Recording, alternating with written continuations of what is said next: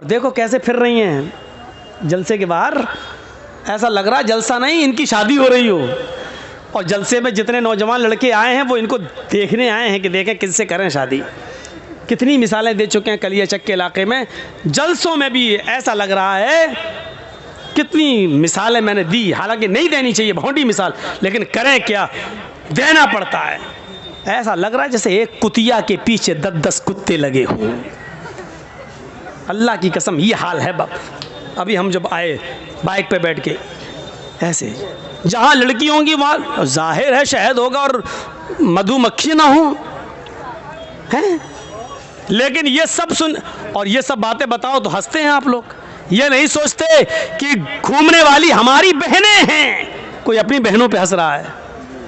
बेगैरती इस हद तक हो चुकी है हमारी समाज की कि हमारी बहन, अरे हम आए हैं गांव के तो क्या हमारी बहनें नहीं आई हैं? हमारी बेटियां, हमारी बहनें घूम रही हैं लिपस्टिक लगा लगा के सड़कों पर, मर्दों के शाना बशाना खड़ी हैं और हम हंस रहे हैं। कोई अपनी बहनों की ओरियानियत और बेपर्दगी पर हंसता है, और अगर बेशर्मी हमारी इस हद तक बढ़ गई है कि अपनी बहनों की ओरियानियत और बेपर्दगी पर मौलाना जर्जीज की बातें सुनकर हंस रहे हैं, तो समझ लो ये कौम मर चुकी है, आईसीयू पर लेटी हुई है। इस कौम के अंदर रूह बाकी नहीं है, ये सिर्फ आईसीयू पर लेटी हुई कौम है।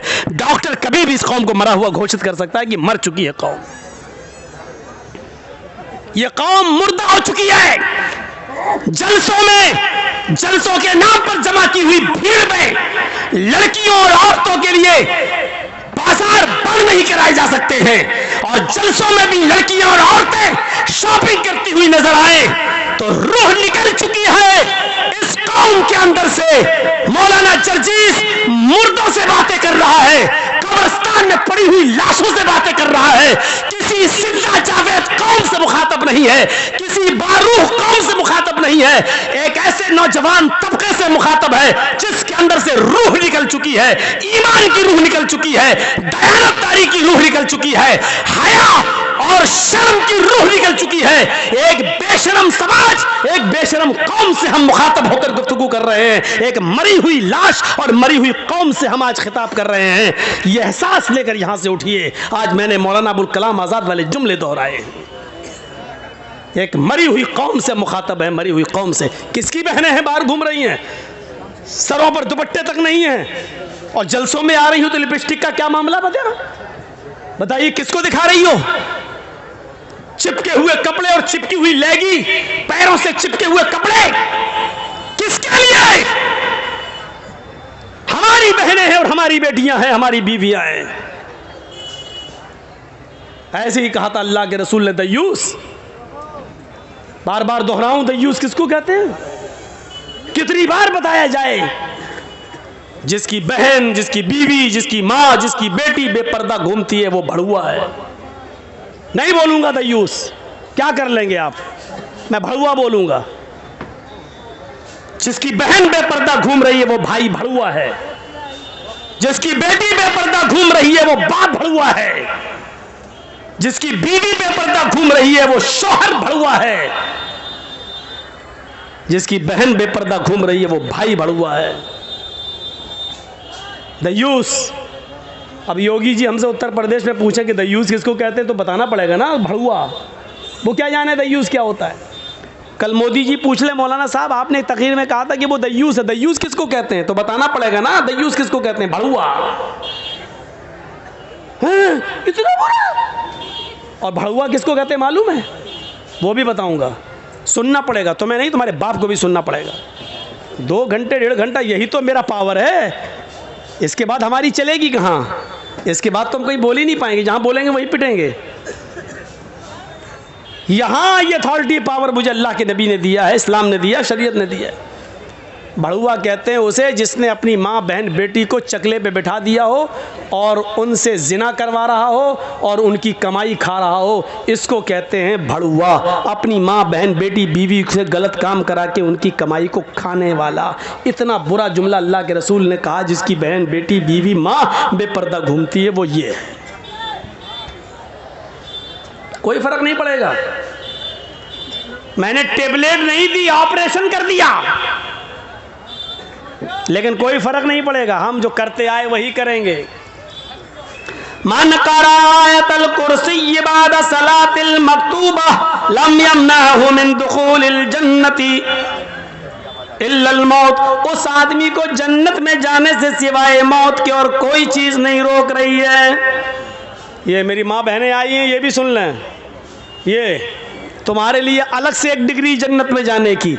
अलमरातु इज़ा सल्लत खम्सहा व सामत शहरहा व अहसनत फरजहा व अतात बालहा फल तदखुल मिन अय्यि अबवाबिल जन्नति शात। इमाम अहमद अपनी मुस्नद में, इमाम बैहक़ी अपनी सुनन में इस हदीस को लाए हैं। गौर से सुनिएगा। अल्लाह के नबी फरमाते हैं जो औरत 5 वक्त की नमाज पढ़ती हो पाबंदी से, रमजान के पूरे महीने के रोजे रखती हो पाबंदी से, सिवाय उन दिनों के जिन दिनों में अल्लाह ताला ने नमाज औरतों के ऊपर से माफ कर दी है और रोजे को रुखसत कर दिया है। नमाज तो बाद में वो पूरा नहीं करेगी, लेकिन रोजा बाद में पूरा करना पड़ेगा। औरतों को कुछ दिन पीरियड आता है, जिन पीरियड में, जिस पीरियड में, जिस महीने में वो नमाज नहीं पढ़ेंगी। पीरियड किसी औरत को 3 दिन, किसी को 4 दिन, 5 दिन, 7 दिन तक आता है। बहुत सी औरतें ऐसी भी होती हैं कि 15-15 दिन तक भी आ जाता है। तो मैं उस तरह नहीं, जितने दिन जो उसकी आदत है, 3 दिन, 4 दिन, 5 दिन, 6 दिन, आमतौर पे 4-5 दिन होता है। तो मेरे भाइयों, इतने दिन औरतें नमाज नहीं पढ़ेंगी, नमाज ही माफ़ है, जबकि नमाज किसी हाल में माफ़ नहीं है।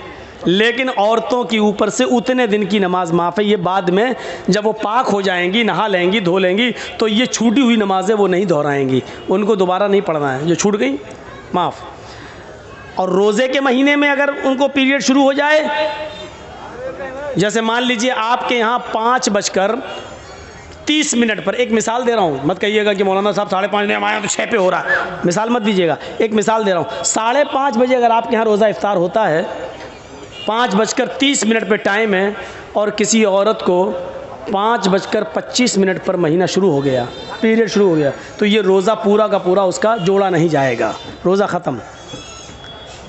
सुबह 5 मिनट पहले उसको पीरियड आ गया, 5 मिनट छोड़ो, 2 मिनट पहले आ गया, 1 मिनट पहले आ गया, 5:30 टाइम है, 5:29 पे आ गया उसको पीरियड, तो ये पूरा का पूरा रोज़ा उसका शुमार नहीं होगा, ये रोज़ा उसको नहीं जोड़ना है।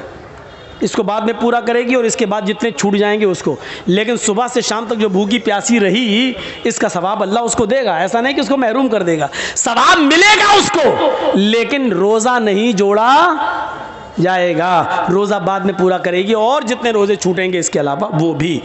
तो जो औरत 5 वक्त की नमाज पढ़ती हो और रमज़ान के पूरे महीने के रोज़े रखती हो, वह अहसनत फर्जा, और अपनी शर्मगाह की हिफाजत करती हो।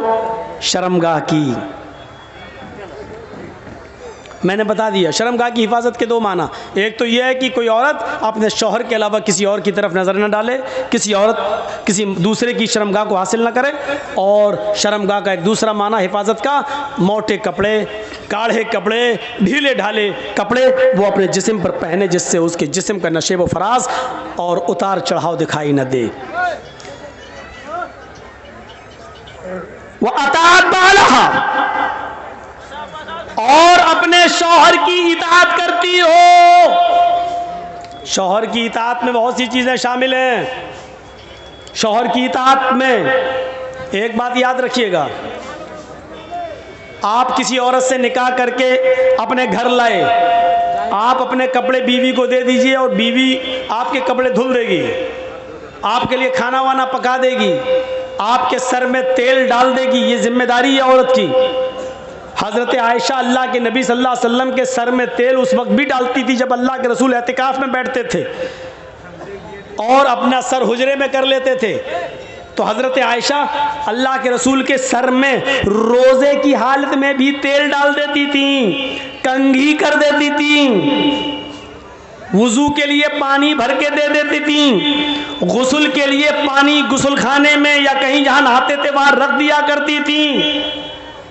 पता ये चला कि कंघी कर देना, शौहर के सर में तेल डाल देना, शौहर के लिए पानी गर्म कर देना या पानी गुस्ल खाने में रख देना, टॉवल वगैरह रख देना, लुंगी वगैरह रख देना कि नहाकर मेरे हस्बैंड चेंज करेंगे, ये सारी चीजें औरत की जिम्मेदारी में शामिल हैं और शौहर की इताअत में शामिल हैं। लेकिन इसके बाद, इसके अलावा अब आप चाहें कि मेरे कपड़े के साथ साथ मेरी अम्मा के भी कपड़े धोए, मेरे बाप के भी कपड़े धोए, मेरी बहनों के भी कपड़े धोए और मेरे जितने भाई हैं उनके भी कपड़े धोए, तो माफ़ कीजिएगा वो आपकी बीवी है, आपकी नौकरानी नहीं है। शरीयत ने उसको इस बात का मुकल्लफ नहीं किया है। प्यार से चाहो तो कुछ भी काम ले लो औरत से, लेकिन अगर आप हुक्म चला कर लोगे तो सुन लो, शरीयत ने ससुर के कपड़े धोना औरत पर की जिम्मेदारी में शामिल नहीं किया है, सास के कपड़े धोना जिम्मेदारी में शामिल नहीं किया है। वो तुम्हारे बच्चे को दूध पिला देती है, ये भी बहुत बड़ी बात है। अगर वो चाहे तो तुमसे दूध पिलाने का पैसा भी ले सकती है। बेटा तुम्हारा, बच्चा तुम्हारा, हम दूध पिला रहे हैं तो हमें पैसा दो, इतना महीना दो, और आपको देना पड़ेगा। मौलाना साहब ये क्या मुसीबत खड़ी कर रहे हो, हमारी तो वैसे भी नहीं बनती अपनी बीवी से, तुम और कहते रहो, सुन के जाएगी तो कल। पूरा खर्चा अगर आप अपनी बीवी को नहीं देते हैं तो बीवी को इजाज़त है कि वो आपकी पैंट की जेब में से उतना ले सकती है जितने में उसका और उसके बच्चों का खर्चा चल सके। आपको बताए नहीं, इसको चोरी में शुमार नहीं किया जाएगा, वो चोर नहीं लिखी जाएगी। डरो मत। ये मसला जिस जगह मैंने बताया था ना, वहाँ मेरी भी बीवी गई हुई थी सुनने, दूसरे दिन मेरी जेब से 5,000 गायब हुए थे। कोई बड़ी बात नहीं, लेकिन औरतों में कमी होती है। इजाज़त दो 2 रुपए की तो निकाल लेती हैं 200 रुपये, और फिर हिसाब जुड़ा देंगे, इतने में तेल आया, इतने मसाला आया, इतने में चादर, इतने में तकिया, इतने में ये, वो सब हिसाब जुड़ा देंगे। और अभी भी आपसे कहेंगे अभी हुआ क्या, 2 रुपए की जगह 200 ले लिए, कहें अभी हुआ क्या, मेरी पाउंड से नहीं आई, अभी फेयर एंड लवली बाकी है, अभी तो मेकअप का सामान बाकी है, वो और दो, हिसाब और जुड़ा देंगे। शौहरों की खिदमत और इताअत ये शामिल है करेगी।